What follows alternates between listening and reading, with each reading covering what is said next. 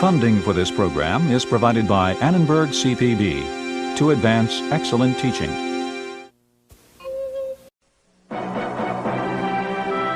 Rebelde, desordenada, mas lentamente foi preparada para ter ordem, disciplina, autodisciplina e razão.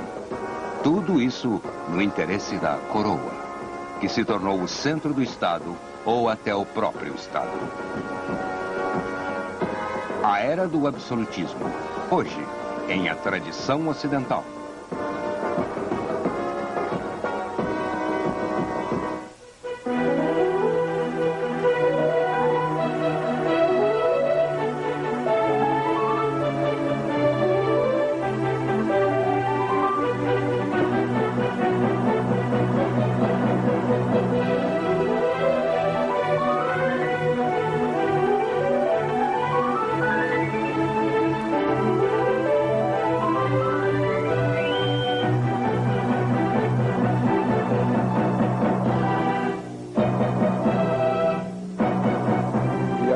Professor da Universidade da Califórnia, Eugene Weber, em sua jornada através da história da civilização ocidental. A Europa do século XVII foi a era do absolutismo, a doutrina e prática da autoridade centralizada e poder soberano absoluto representados pelo rei. O absolutismo político não era nada de novo, mas o seu modelo moderno era uma resposta à desordem do Estado feudal em declínio e às divisões do conflito religioso. Achava-se que ordem, paz, tranquilidade e prosperidade pudessem ser melhor asseguradas por uma autoridade central, contra a qual nem a igreja, nem os lordes feudais, nem as tradições locais pudessem prevalecer. O argumento mais simples para o absolutismo monárquico era que seus reis obtinham sua autoridade de Deus. Nesta versão, o direito divino dos reis reinarem permitia não apenas que controlassem seus súditos, como também a igreja. Assim, o conflito medieval entre os poderes secular e espiritual foi resolvido no século XVII a favor do poder secular, mesmo em países católicos.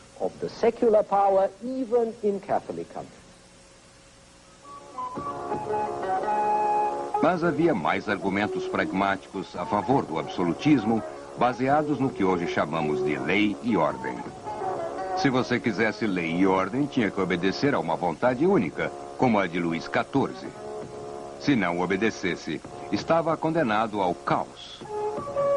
Guerra civil, guerras estrangeiras, guerras religiosas, guerras sociais.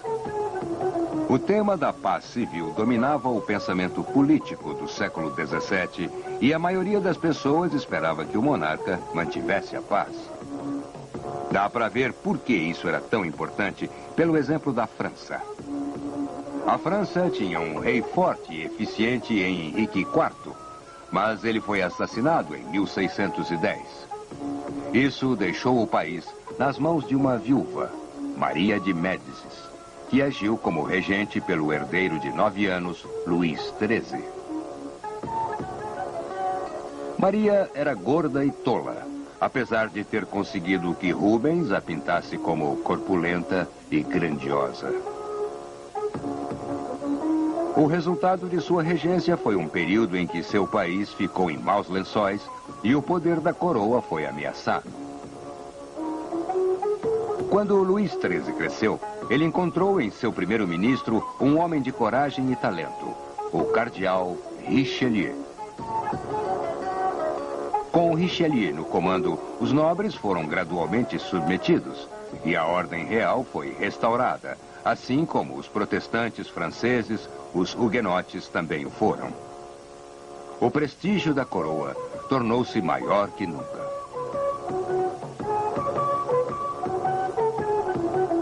Fez-se isso muito bem no romance de Alexandre Dumas, Os Três Mosqueteiros, que trata de 4 nobres no regimento da Guarda Real: Athos, Porthos, Aramis e D'Artagnan. Todos eles eram capazes de tirar suas espadas e começar a lutar a mais leve provocação, ou até sem provocação.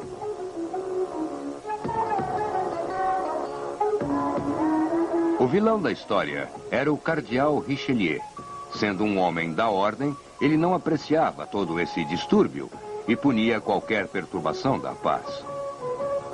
Se olharmos isso no contexto, veremos que apesar de Luís XIV e Richelieu apreciarem um bom espadachim, achavam que deveriam reprimir o duelo, como tiveram que reprimir a guerra particular de nobres e invasões de castelos. Então, no romance, eles punem levemente D'Artagnan por lutar em público, mas na vida real, decepam a cabeça de um duque por desobedecer os éditos reais contra a luta.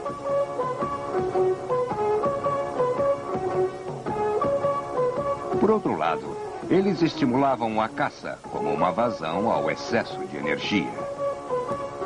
Queriam que os nobres se divertissem, sem queimar vilarejos e sem matar outros nobres, que podiam ser úteis no exército do rei.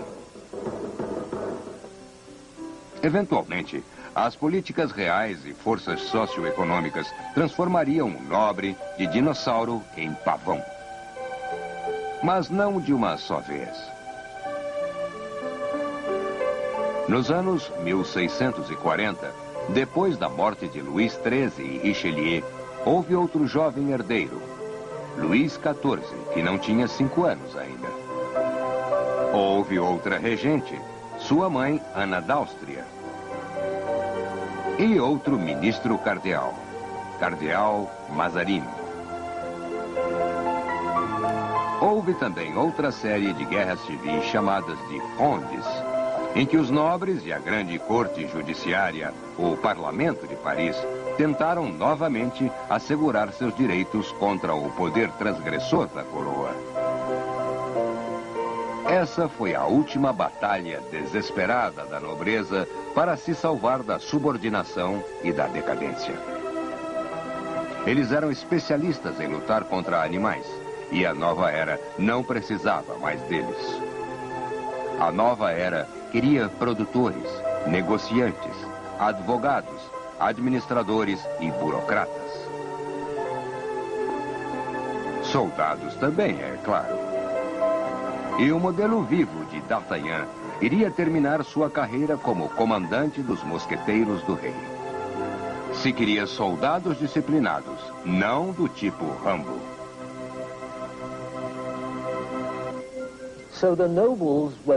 Os nobres estavam predestinados a serem rivais da coroa, apesar de terem lutado desesperadamente contra isso. Luís XIV nunca esqueceria as frondes. Os tumultos em Paris ficaram tão sérios que, numa ocasião, o rei de 10 anos e sua mãe tiveram que ser retirados às escondidas da cidade e passaram a noite em feixes de palha, porque não havia outro lugar para dormir. Luís XIV nunca mais confiou em Paris de novo e nem nos nobres. Procurou muitos de seus ministros na classe média. Ele evitava Paris, onde se arriscava a ser pego numa cilada e ser intimidado. Mantinha os nobres em seus lugares, que eram uma espécie de coleira de ouro.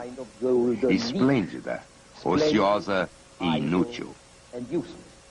Luís não queria destruir os nobres. Ele apenas queria domesticá-los e cortar suas garras. Uma vez que isso tivesse sido feito, a nobreza seria preservada. Uma aristocracia domada incapaz de ferir o rei, mas oferecendo um efeito de fachada impressionante para o Estado absolutista. Uma corte impressionante para o rei absoluto e uma aparência edificante para o novo programa de estabilidade através da hierarquia, no qual o rei baseava sua ordem e seu poder.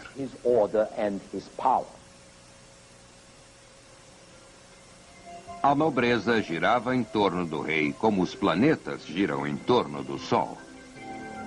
A propósito, não é por isso que Luís era conhecido como o Rei Sol, mas sim porque os que lhe renderam as homenagens póstumas o compararam a Apolo, o deus Sol.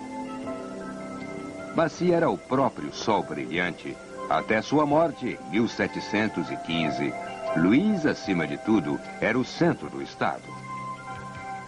De fato, ele era o Estado. Daí a famosa afirmação, L'État c'est moi, eu sou o Estado, que provavelmente foi L'État est à moi, que quer dizer o Estado é meu. E porque tinha custado muito trabalho e muita luta para chegar a este ponto, o rei e todo o aparato da propaganda real insistia em hierarquia, ordem, disciplina social e códigos de conduta, que pode se ver refletido na arte, arquitetura e literatura do período, bem como em seus modos e políticas. O ponto alto disso pode ser achado em Versalhes. Por um lado, riqueza e luxo, uma fachada grandiosa e um interior não menos grandioso. Por outro lado, muita disciplina no uso e obtenção desta riqueza. Os grandes corredores de Versalhes em nada se assemelhavam com os salões caseiros e humildes da Rainha Vitória. São mais no estilo que hoje descreveríamos como prussiano. Há algo de rígido em sua grandiosidade. E pode ver-se isso também nos jardins deste castelo britânico, na Ile de Icon. Os construtores prepararam a vista, prepararam os jardins e até uma floresta para cercar um canal, tudo inspirado em Versalhes, como centenas de lugares de Portugal até a Polônia foram inspirados. Mas a floresta não tem arbustos. As árvores altas estão em fileiras, plantadas como um milharal.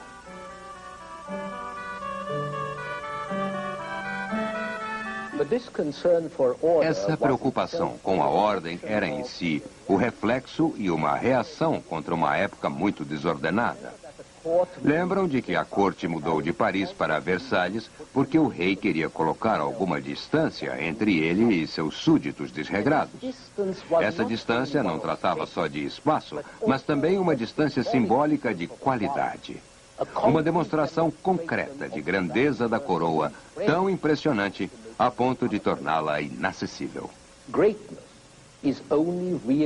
A grandeza só é grande se tiver em si uma característica do inacreditável, do maravilhoso, no exato sentido da palavra, criando embevecimento, causando incredulidade. O rei não queria ser temido, queria ser admirado. E queria que as pessoas se emocionassem com a exibição de sua glória a ponto de idolatrá-lo.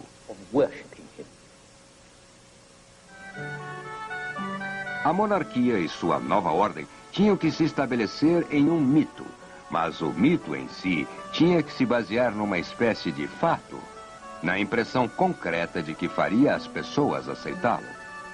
E era aí que entravam Versalhes e a arte da época, como veículos de novos valores e novas ilusões, nas quais a nova ordem poderia se basear. A geração anterior da arte francesa, no início do século XVII, foi diversificada e animada. Vejam o trabalho de Jacques Callot, o mestre escultor que nos deixou um registro sem rivais dos horrores da Guerra dos 30 Anos. Ou a de Philippe de Champagne, fria, mas cheia de paixão reprimida.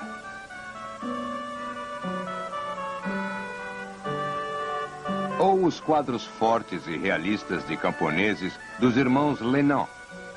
Os irmãos Lenain foram tão rejeitados que ninguém lembrou deles até o século XIX. Ou considerem a obra de Georges de Latour, austero, mas rico e dramático. Latour só foi redescoberto em 1915. O que o rei queria era um estilo rigoroso, razoável e frio, e o ideal seria achado nas pinturas de Nicolas Poussin, muito admiradas por sua pureza. Se não, Vejam a pintura de Rigaud, do próprio Luiz. Era grandiosa, sim, mas eu a considero dura e rígida. Pode-se ver o mesmo projeto grandioso na arquitetura. Vejam a fachada leste do Louvre, ou as igrejas construídas pelo arquiteto favorito de Luiz, Nicolas Mansart.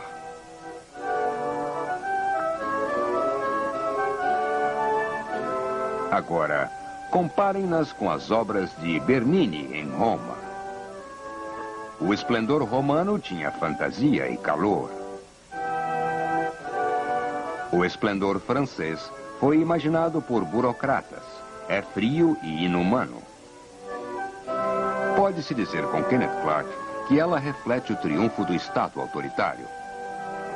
Também reflete as soluções lógicas que o ministro das Finanças, Colbert, o maior administrador do século XVII, tentava impor em todas as partes da vida pública, especialmente nas artes. Mas também podemos achar a contrapartida deste espírito na obra de Pierre Corneille, um escritor cuja vida de 1605 até 1684 cobre quase todo o período. As tragédias de Corneille, estas são as primeiras edições, sugerem como era difícil sufocar as paixões violentas e desordenadas que ameaçavam a nova ordem e também sugerem o modo pelo qual os feios foram criados.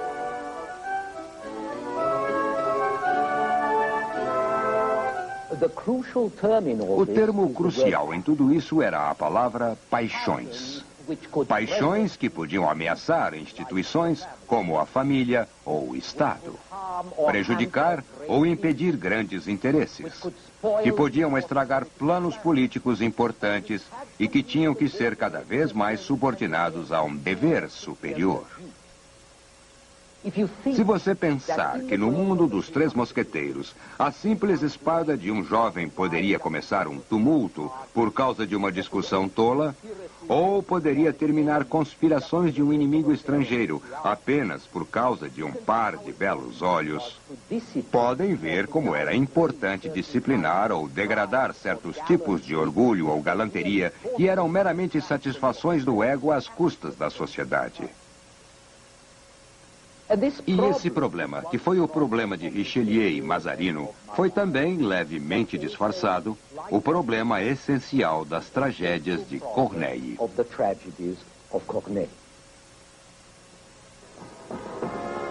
A mais conhecida destas tragédias é El Cid, onde o amor precisa se subordinar à honra e ao dever, mesmo às custas da felicidade de dois amantes. Dom Rodrigo é um herói das guerras espanholas contra os mouros. E foram os mouros que o apelidaram de Cid, El Said, o líder. Rodrigo ama Ximene e eles estão para se casar quando são envolvidos numa discussão idiota entre seus pais. Rodrigo é forçado a matar o pai de Ximene em um duelo e depois disso, a honra da família força Ximene a exigir a morte do homem que a ama, e ela o faz. No fim, no entanto, Rodrigo não é condenado à morte por razões muito pragmáticas. O rei quer que ele lute contra os mouros. El Cid é basicamente uma história de aventura, um faroeste glorificado, mas sobre este faroeste, Corneille construiu um épico de honra e amor. Rodrigo fica dividido entre seu pai e Ximene, seu amor. Ximene está dividida entre um amor maravilhoso e legítimo por Rodrigo e a paixão superior de honra e vingança contra Rodrigo, um homem que matou seu pai. Apesar de Rodrigo e Ximene se amarem, a honra e o dever são mais fortes que a paixão, ou ainda, a paixão pela honra é mais forte que a paixão que chamamos de amor. Se você não conseguiu se solidarizar com o dilema, isso só serve para mostrar como o século XX é diferente do XVII. Mas lembre-se de que as peças de Corneille se dirigiam a uma aristocracia que não podia ser influenciada por sermões, por moralização ou sentimentalismo. Então, ele os tocava mostrando a grandeza da autodisciplina e da abnegação de não se fazer o que quer, mas o que se deveria fazer. E Corneille não dizia, como diria um cristão, que cumprir seu dever o torna bom. Ele dizia que cumprir seu dever o torna grande. Quando Corneille apresentou a luta entre paixão e dever, ela não era uma nova invenção. O que havia de novo em Corneille era que ele mostrava uma paixão legítima em oposição a outra paixão, igualmente legítima.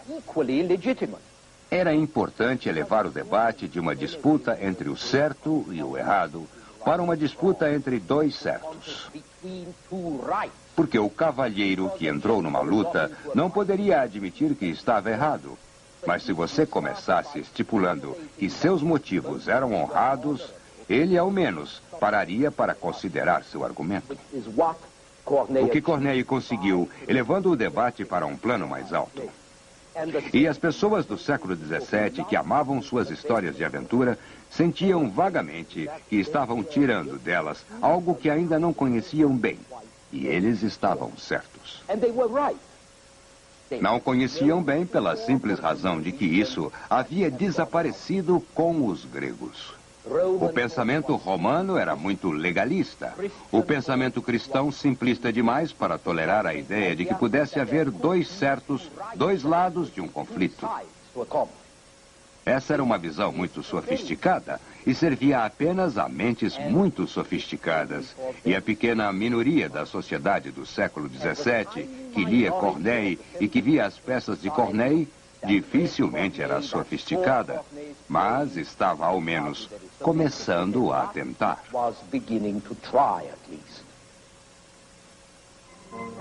Onde a tragédia grega lamenta a impotência do homem frente ao destino, as tragédias de Corneille exaltam a liberdade de decidir. Homens e mulheres podem exercer sua vontade e ficar acima de seus destinos. A vontade humana foi exaltada pelo Renascimento, mas era geralmente a vontade pelo poder, pela autoconfiança.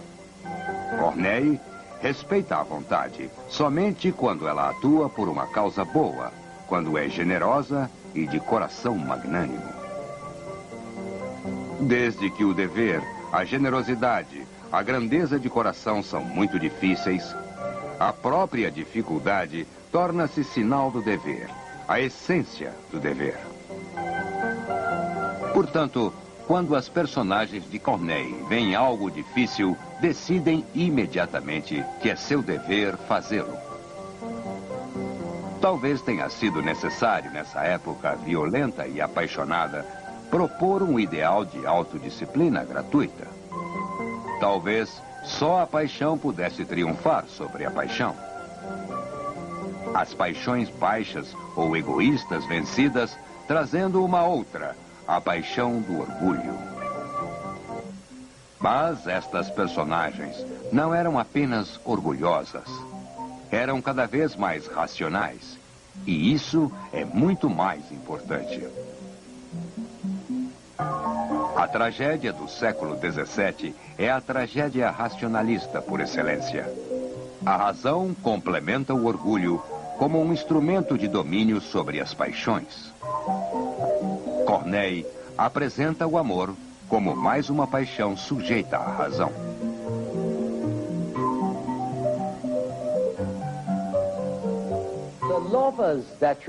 Os amantes que se acham nas peças de Corneille fazem o mesmo tipo de declaração que quaisquer outros amantes fazem. Mas depois explicam fria e logicamente por que é necessário que o amante seja amado.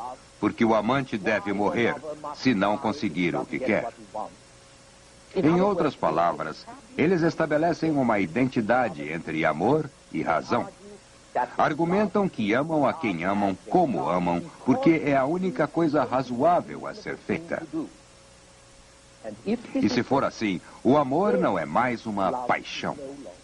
Está sujeito a todas as regras e racionalizações de nossas mentes. Pode se tornar um elemento de ordem e não mais um fator de desordem. Para fechar o círculo, então, podemos ver que o paralelo da tragédia de Corneille com sua abordagem razoável da grandeza ou do amor se apresenta na arquitetura clássica de Versalhes. Versalhes tinha a mesma tensão em direção às alturas, o mesmo gosto pela ordem, a mesma subordinação das paixões básicas às mais altas, inclusive o desconforto de Versalhes e sua completa falta de lavatórios. E tinha a mesma característica teatral. E depois da metade do século XVII, Versalhes iria se tornar um símbolo de todo esse tipo de ordem grandiosa, oferecendo o centro, o modelo e a inspiração para toda a Europa, como veremos em nosso próximo programa.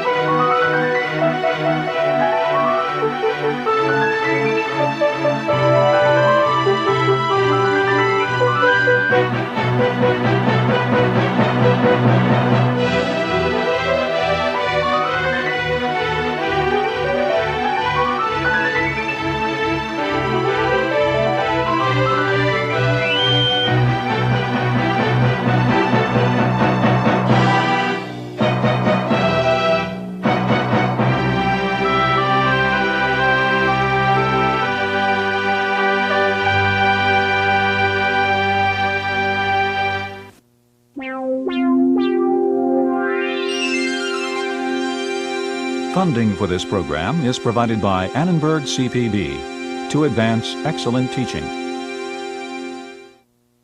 For information about this and other Annenberg CPB programs, call 1-800-LEARNER and visit us at www.learner.org.